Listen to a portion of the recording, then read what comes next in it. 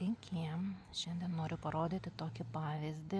Praeitais metais pirkau tokį mažą sodinuką, kaip matote, čia būtų jo antras sezonas ir jisai man taip pradžiai pradėjo augti, tada kažkas pasidarė jam negerai, išdžiuvo ir aš netgi buvau jį išrovusi, bet tada pamačiau, kad apačioje prie pat šaknų sistemos buvo užuomazgos papildomų akučių. Ir vėl tada taip atgal pasodinau į žemę ir pasižiūrėkit, čia ir atauga tas papildomas ugliukas, ta akutė.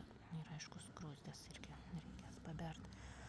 Tai ką noriu pasakyti ir netgi, čia matau, kad kažkas tai irgi formuojasi. Nefokusuoju.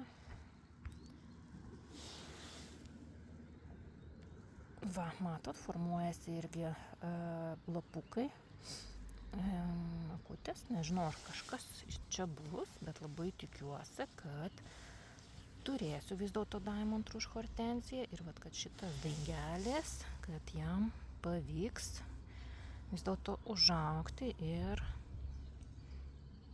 džiuginti mane savo žiedais. Arba bent jau žiedų, bet kad tik tai jisai gyventų.